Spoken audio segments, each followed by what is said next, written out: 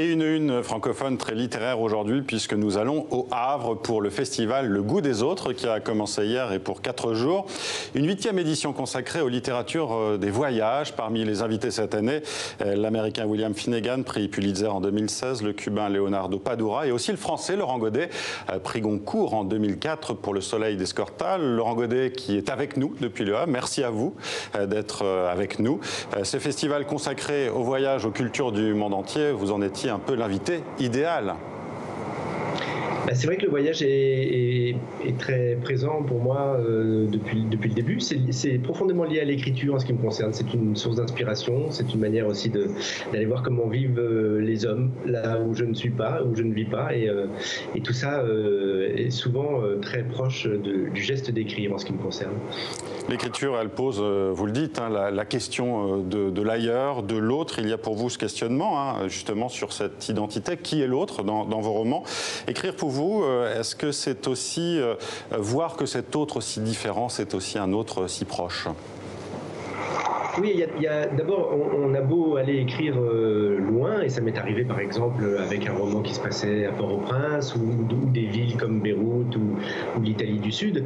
Pour autant, dans un roman, au bout d'un moment, on explore quand même des choses qui nous intéressent, nous, en tant qu'auteurs. Donc finalement, c'est toujours un espèce de mélange entre l'ailleurs et puis soi-même. Il faut d'ailleurs, pour que le roman existe, je pense qu'il faut qu'il y ait un espèce d'écho entre ces deux choses. Je ne pourrais pas écrire sur tous les coins du monde.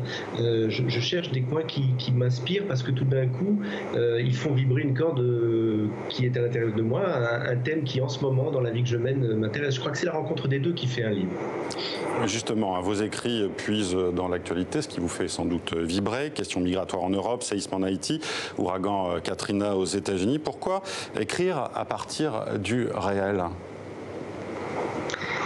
Alors je fais les deux et j'ai besoin de faire les deux. C'est-à-dire que vous avez cité un certain nombre de romans effectivement qui sont directement nourris du monde dans lequel je vis. J'ai besoin de cette connexion. Je n'aimerais pas du tout être dans une écriture tour d'ivoire, éloignée de tout.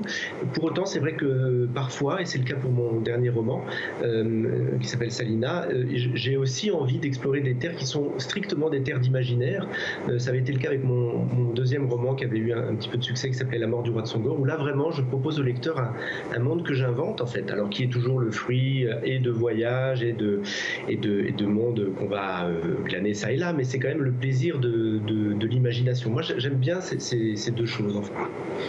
Est-ce qu'une actualité, alors, puisque vous puisez aussi parfois ce que je disais dans l'actualité, est-ce qu'une actualité en France, comme celle des Gilets jaunes, est-ce qu'elle pourrait vous inspirer par exemple? Est-ce que vous êtes attentif à ce qui se passe actuellement dans votre pays?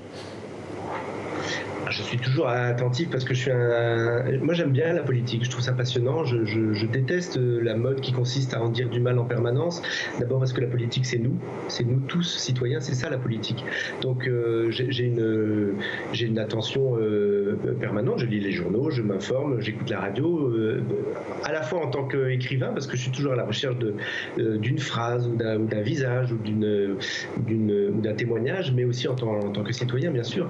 Moi ce qui me passionne en ce moment, alors oui, la colère des peuples, c'est un beau sujet, c'est un sujet. Qu'est-ce qui fait que tout d'un coup une foule devient un peuple? Est-ce que c'est ce qu'on est en train de vivre? Je ne sais pas, mais c'est une problématique que je trouve passionnante. Qu'est-ce qui fait que tout d'un coup quelque chose naît qui est de l'ordre du collectif, et qui va faire un peu histoire? Ça me fait penser à une pièce de théâtre que j'avais écrite l'année dernière sur le printemps des peuples, les révolutions arabes, et c'est bien ça. Ce qui s'est passé, c'est que les foules tunisiennes, égyptiennes ont créé un mouvement qui allait bien au-delà de la foule et qui était devenu la voix des peuples. Donc c'est toujours des moments de grande tension, mais au fond assez passionnants, bien sûr. Merci Laurent Godet d'avoir été avec nous. Je rappelle que votre dernier livre, Salina, les 3 exils, est publié aux éditions Actes Sud. Vous présentez d'ailleurs ce livre aujourd'hui, donc au Festival Le Goût des Autres au Havre. Merci d'avoir été avec nous. À bientôt. Invitation. Merci. Au revoir.